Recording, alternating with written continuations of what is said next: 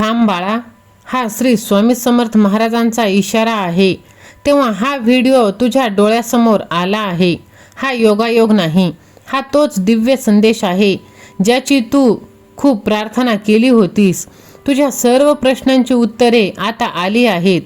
आता तू जे शब्द वापरशील ते तुझ्या आयुष्यात वळवली जाणार आहे. ज्या चमत्काराची वाट तू पाहत आहेस ते सर्व आता तुला पाहायला मिळणार आहेत. हा जर संदेश तू गमावलास तर कदाचित आयुष्यातील सर्वात मोठे रहस्य तुझ्या हातून निसटून जाणार आहे.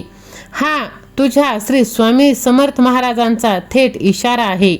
लाखो लोक या क्षणी हा व्हिडिओ पाहण्यास पात्रही नाहीत, पण हा संदेश तुझ्यापर्यंत पोहोचला आहे. याचा अर्थ आहे की श्री स्वामी समर्थ महाराज स्वतः तुला एक खास मार्गावर घेऊन जात आहे.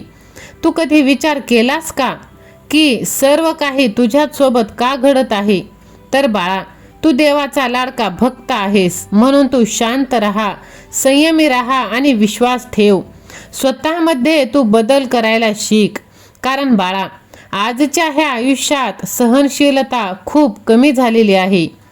हल्ली पटकन राग येत आहे. कोणत्याही गोष्टीवर लोक पटकन रिॲक्ट होत आहेत. पण माझ्या लेकरा, 2 मिनिटं शांत राहा. आपल्याला शक्य होतच नाही असं नाही. प्रत्येक गोष्टीला उत्तर द्यायचं, प्रत्येक टोमण्याला प्रत्युत्तर द्यायचं, प्रत्येक वादात आपलं मत मांडायचं अशी सवय आपल्याला लागलेली आहे. पण बाळा, खरं सांगायचं तर जास्त बडबड करून माणूस मोठा होत नाही, तर योग्य वेळी शांत राहून तो मोठा होतो. शांत राहणं म्हणजे कमकुवतपणा नाही बाळा, तर ती मोठी ताकद आहे. माझ्या लेकरा, पहिले आपण बोलतो आणि नंतर पश्चाताप करतो, पण जर त्या क्षणी शांत राहिलो तर फायद्याचं ठरत असतं. हे नंतर लक्षात येतं. आयुष्यात बदल हवा असेल तर आपल्याला आपल्या आयुष्यातील काही सवयी ह्या बदलाव्याच लागतील. आणि सगळ्यात आधी बदलण्याची सवय म्हणजे अनावश्यक बोलणं. होय माझ्या लेकरा, शांत राहिलं की आपण जास्त ऐकू शकतो, जास्त समजून घेऊ शकतो आणि जास्त शहाणे होतो. स्वतःमध्ये सकारात्मक बदल घडवायचे असतील तर काही ठिकाणी मुद्दाम शांत राहणं खूप गरजेचं आहे बाळा. होय माझ्या लेकरा, राग सगळ्यांनाच येतो आणि तो येणं काही चुकीचं नाही. पण बाळा, रागाच्या भरात बोललेले शब्द आयुष्यभर समोरच्याच्या लक्षात राहतात. ते त्याला काट्याप्रमाणे टोचतात. जेव्हा कोणी तुझ्याशी वाईट बोलेल, तुझा अपमान करेल किंवा चुकीचा वागेल, तेव्हा लगेच उत्तर द्यावंसं वाटतं. दुःख होतं, डोकं गरम होतं, अपमान झाल्यासारखं वाटतं आणि आपली जीभ ही वेगाने चालू लागते. पण नेमकं इथेच थांबणं गरजेचं आहे बाळा. त्या क्षणी 2 मिनिटं जर तू शांत राहिलास तर तू अर्धी लढाई तिथे जिंकशील. कारण रागाच्या वेळी घेतलेला निर्णय बहुतेक वेळा चुकीचाच असतो. आणि जर तू शांत राहिलास तर तुला समोरच्याचं बोलणं पूर्ण ऐकता येतं आणि त्याचा नक्कीच हेतू काय आहे हे तुला समजेल. कधी कधी समोरचाही रागात असतो, तोही शांत झाला की त्याची चूक त्याला कळेल. पण तूही रागात बोललास तर वाद वाढेल, नातं तुटेल आणि मनात कटुता येईल. जर तू शांत राहिलास तर तुझी इज्जत वाढेल, कारण लोकांना वाटतं की हा माणूस समजूतदार आहे. बाळा, शांत राहणं सुरुवातीला कठीण वाटतं, पण आपण जर सातत्याने ती गोष्ट करत गेलो तर ते शक्य होतं. स्वामी माऊली म्हणतात ना, अशक्य ही शक्य करतील स्वामी. आणि हे सुद्धा तुला जमणार आहे का? तर तू स्वामींचा लाडका भक्त आहेस आणि स्वामींसाठी जसं अशक्य काहीच नाही तसं तुझ्यासाठीही नाही. जर सहमत असशील तर श्री स्वामी समर्थ असे टाईप कर, व्हिडिओला लाईक कर, चॅनलला सबस्क्राईब कर. आणि तू सच्चा स्वामी भक्त आहेस हे मला माहीत आहे. हा संदेश तू आपल्या प्रियजनांना शेअर कर. बाळा बघ, जेव्हा केव्हा तुला वाईट वाटेल, दुःख होईल, राग येईल, तेव्हा खोल श्वास घे, थोडंसं पाणी पी आणि त्या जागेवरून थोडा वेळ थोडंसं दूर हो. स्वतःला सांग, स्वतःला समजाव की मला आत्ता बोलायचं नाही. कारण एक चुकीचं वाक्य वर्षानुवर्ष जखम करून जातं. होय माझ्या लेकरा, बघ, हे तू एकदा करून बघ, नक्कीच तुला ह्या गोष्टीचा फायदा होणार आहे. बघ बाळा, प्रत्येक वेळी आपण जे काही बोलत असतो ते खरंच असतं असं नाही, कारण नाण्याची दुसरी बाजू आपल्याला माहीत नसते आणि आपण तिथे चुकत असतो.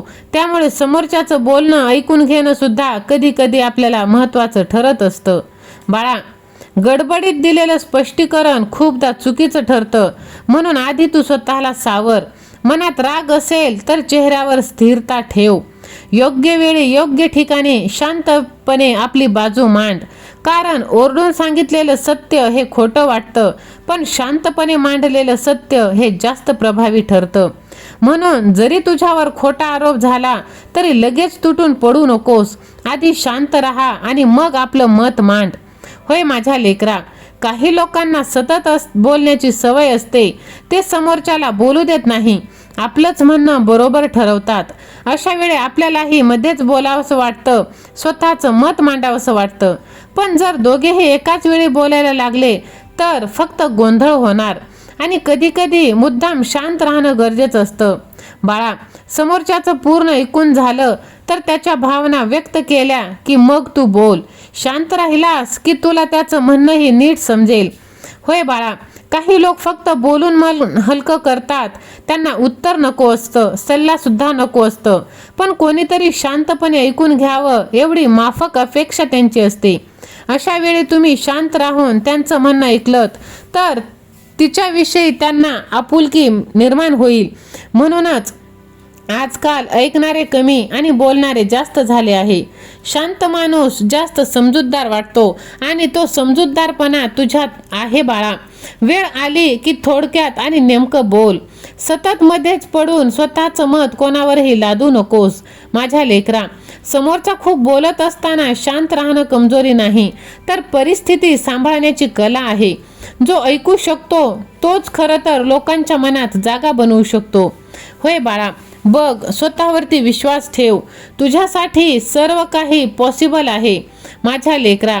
बघ, तुला वाटत असेल की तुझ्यासोबत कोणी नाही, पण तुझ्यासोबत मी आहे, कारण तू माझा लाडका भक्त आहेस आणि मी तुझ्यावर खूप प्रेम करतो. जर तुझंही माझ्यावर प्रेम असेल तर लव यू गॉड असे तू टाईप कर. कारण बाळा, तू शांत आहेस, समजूतदार आहेस.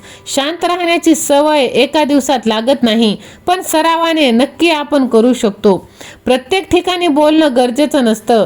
काही वेळा शब्दांपेक्षा शांतता जास्त प्रभावी असते. रागात, अपमानात, कौतुकात, वादात जर तुम्ही स्वतःला सावरलं आणि आवरलं तर नक्कीच तुम्ही यशस्वी होऊ शकता आणि तुमचं व्यक्तिमत्व आपोआप मोठं होईल. शांत माणूस आतून मजबूत असतो बाळा. तो प्रत्येक गोष्टीला प्रतिक्रिया देत नाही, तो योग्य वेळ निवडतो. आयुष्यात यशस्वी व्हायचं असेल तर आधी तू मन शांत ठेव. होय बाळा, शांत मनाने घेतलेले निर्णय कायमच बरोबर असतात आणि भिवू नकोस, मी तुझ्या पाठीशी आहे.